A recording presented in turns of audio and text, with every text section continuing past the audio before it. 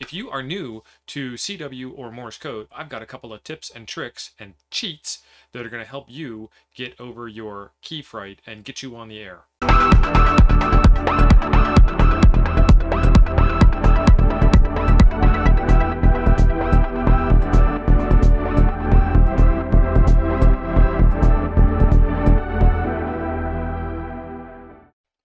So you're going to have a lot of different parts of your Morse code journey.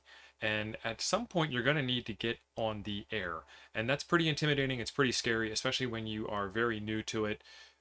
So what you need to do is you need to know how to hear and decode the characters. You need to know how to encode and send the characters out to the other side. You need to know the proper etiquette. You need to know how to operate a radio. You need. There's a lot of stuff that is going on. And one of the things that happened to me when I was younger was I took a typing class, and I sit at a computer all day long for my day job, and I type all day long. And I type pretty darn good. I can actually type ridiculously fast in really short bursts. But when I was in high school, I actually failed my typing class in high school, which is kind of ridiculous for someone who does computer work all day long. But the way that I was able to get better at typing was just through sheer force of will, just through sheer practice every day. You know, first you start out by hunting and pecking with a single finger, and then you start hunting and pecking with 2 or 3 fingers, and finally you're up to 10 fingers and 3 toes, and you're just a whiz, and you just blow the doors off everybody. And that's the approach that I'm taking with my CW, my Morse code journey, is let's just do it. Let's not stress out about whether I'm doing it right or doing it wrong. Let's just start doing it and getting better at it. So I made a couple of on-air QSOs, completely unassisted, and I'm sweating bullets, and I'm stressed out, and it's not fun. The end of the QSO was pretty cool. I did it, yay! But at the same time, that was just way too much anxiety. And I've got a way that's going to take the anxiety out of it that I want to share with you guys and hopefully help some of you get on the air. And getting on the air is better than not getting on the air. So get on the air any way that you can. So let's go right into it. Okay, so this video is intended for my new Morse code hams, my new Morse code friends, people who are just getting out of learning the basics of Morse code and are ready to get on the air, but aren't really quite 100% sure how that's going to work or how that's going to look. We call that key fright. And I had key fright, and I still kind of get key fright from time to time. But this is a way to help me get past my key fright. It's not perfect, nothing is, but that's part of the journey, is to go from where you are to somewhere better. And this will help you out. This is a piece of software called FLDIG. And FLDIG, if you don't know, is a fantastic suite of programs. There's FLRIG for cat control, and there's FLDIG for digital mode decoding, and there's FLARQ, FLARQ for sending data back and forth, sending files back and forth over ham radio. This one is FLDIG. And if you look inside of FLDIG, there is this op mode here at the top, and this thing will just decode almost every type of digital signal that there is that you will find, including CW, which is why we're here today. In order to get it set up for what we're doing, all you need to do is be able to hear your radio. So I've got my ICOM 7300 plugged into my computer via USB, and it shows up as a USB serial port for cat control, which we really don't need for this, and it shows up as a USB sound card. So we go into the config dialog, and we go into sound card section, and we go into devices, and we need to pick a sound card. There's not a whole lot here, so if you have an ICOM 7300 or any other radio, most of them will show up as USB audio codec. If you've got a signal link, it'll show up as a Burr Brown, Texas Instruments, TI, something like that. But there's only 4 of them here. So pick one, and if you see some signals coming in, then you've got the right one. Capture is listen, playback is transmit. This will actually transmit Morse code for you, but that's not what we're here for today. We're here to listen and decode, and I want to transmit by hand. So this is a good setup for that. The next thing that I would suggest is, because you're new to this, we'll do another trick to take the wind out of, to take the fear out of getting on the air. So let's take a look at that trick. CW operator secret weapon number 2.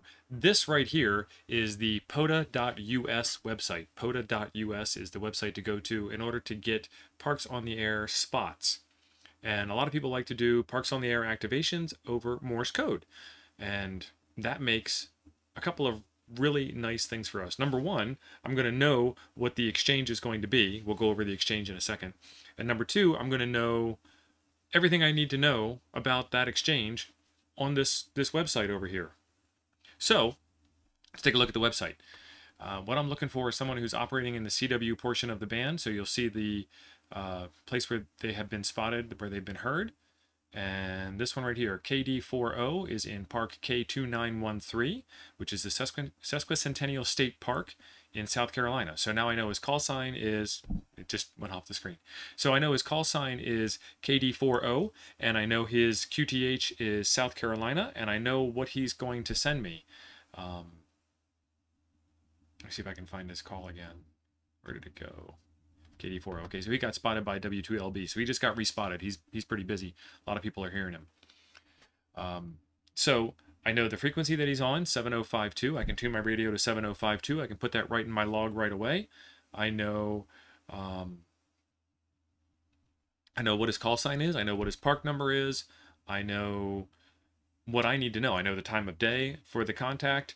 I know pretty much everything I need to know except for the guy's name, and I can go look that up on any of the online call books.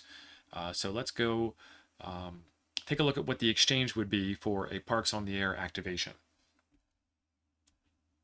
So I just typed this up real quick in LibreOffice Writer.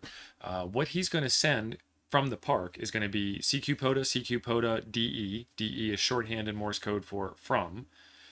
His call sign, KD40, and the letter K. And what that means is anybody out there, I'm doing a Parks on the Air activation.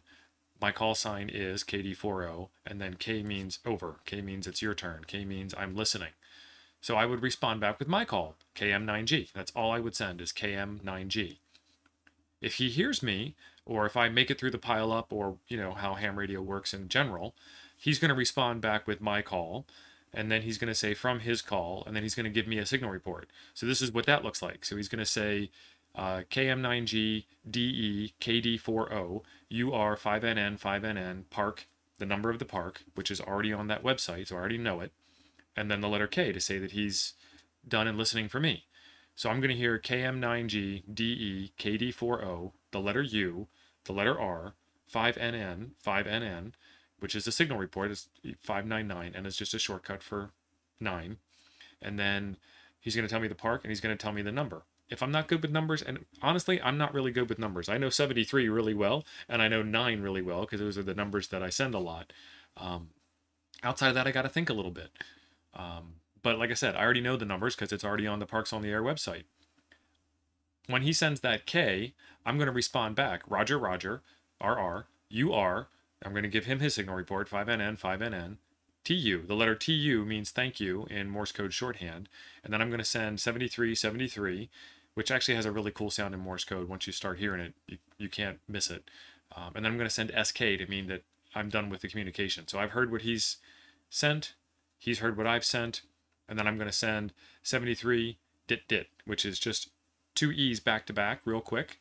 And that just means I'm done. And then he's going to send back dit, which indicates that he's heard everything that I've had to say, and he's moving on. And you might hear somebody else jump right in, or he might call CQ again. So there you go. You can't go wrong with a Parks on the Air activation over Morse code when you know what the volley is and you have all of that information put up ahead of time. You really don't even need to write it in your log when you're doing this, because it's already on the screen on PodaUS. So you can focus 100% on the Morse code and not worry about whether you've written it down properly or anything along those lines. So it's a good way to get your practice in, and you know, try to make a couple of calls a day or a couple of calls a week or whatever gets into your routine, and there you go. So let's see if we can catch somebody on the air. Okay, so because I took a long time explaining the PODA website and all that jazz, I lost the ability to hear the guy that we were talking about in that part, but never fear, that happens sometimes. What I'm going to do now is go find another station that's calling CQ from a park and see if I can hear them and see how that looks on FLDIG. So right now you can see that there is this NP3A in K7559, and it says that their state is US-KP4. I don't know what that means, but never fear, because this website is awesome. I'm going to click on the link for the park website, and it's going to tell me that the location is Puerto Rico, and it's going to give me a little bit of a map, so they're right outside of San Juan. Not bad at all. Let me go back to that, and where did he go? Yep, he's on 18080. Let me tune my radio into 18080. All right, got it. And now I want to go over to FLDIG, and the first thing I want to do is clear this screen so we can take a look and see any new traffic that comes in. And I'm going to cut out until I get to something that's worth talking about. So I can hear a signal report in my ear, 559, but I can't see it in FLDIG. I think between the two of us, between FLDIG and my ear, the old KM9G ear there, we're going to get the ability to make this contact happen. So the far side right now is telling me that the QTH is Arizona. BK, back to you. And the other side said, thanks, 73. And then you see this EE. This is dit. It's not really EE. It's a pro sign is what they call those. It's a Morse code shorthand. That means I heard you. And the other side sends dit, and that means I heard you too. And then the QSO is over. So at some point he should go back to call in CQ, or somebody should break in and try to contact him. And since I didn't hear him call CQ, I'm going to wait. All right, now he's calling CQ. And I already know his call sign's NP3A. So as soon as he stops, I can call him back.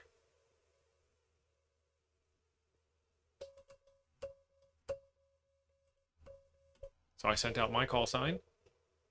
See if he heard me. He did hear me. There's my call sign coming back.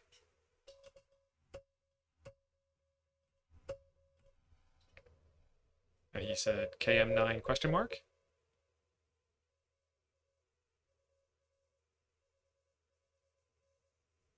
And he can hear me 559. He sent BK, which means he's done his side. I'm going to send mine.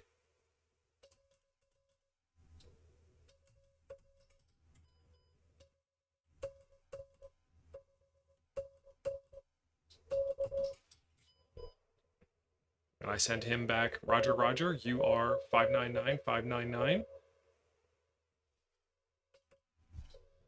And he said, thanks.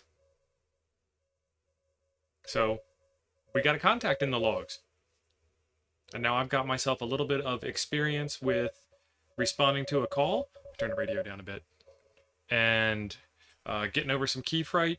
And I can get this one in the logs. And just for log's sakes, this is NP3A. He sent me, I sent him a 599. I received a 599. It's 18080, and the QSO happened on 2/4/21 at 11:31 a.m. And that's what I would put in my logbook. So that was pretty amazing. I was able to get through the QSO. I was able to share it with you guys on video. I've got some notes on my screen. I've got some notes over on Parks on the Air website. Let me get his park number while I'm at it. K what? P3A. K7559. And then while I'm at it, I will click the respot button. And my call sign here is KM9G. And I put in thanks for QSO from PR to WI. Fantastic. That's how we do that. Kind of taking all the fright and fear and all that other mess out of it. So that's a way to do it. Okay, a quick wrap up would be, right now would be a fantastic time for you guys to like, comment, subscribe, do all that fancy YouTube stuff. But a quick wrap up on the video is the tricks that I use are, I use FLDIG to help me with the decode. FLDIG is not perfect, neither is my ear, and between the two of us, we got it down. And I use Parks on the Air to get most of the information out. And on top of that, I know what the exchange is going to be. And finally, a last failsafe is that the park activator is responsible for logging to the PODA website. So even if you forget all your paper and pen and ability to take notes in any fashion, you can still go to the PODA website and get some information on the contact that you had made. So it's just a fantastic bit of cheat all around. Go to PodaUS, find someone who is activating a park on Morse code, figure out what park they're in, figure out what their QTH is, figure out what their call sign is, figure out what frequency they're on, tune your radio to it, listen to see if you can hear them, use FLDIG as a backup decoder for your ear, and then when it's your turn to send the pretty basic call sign. If they hear you, they will respond back with your call sign. Then you can send your signal report to them. And that's pretty much it. You have all the information that you need. They have all the information that they need. And this will build some confidence for you to go out and make some more Morse code contacts. And that is what this hobby is about, is making more contacts and doing more things instead of being afraid that somebody's going to yell at you because you sent an H instead of an S in the middle of your contact. That's it. Remember, 5 E's are your friend for I made a mistake. Question mark is your friend for I didn't hear you. And get on the air. Thanks for being awesome.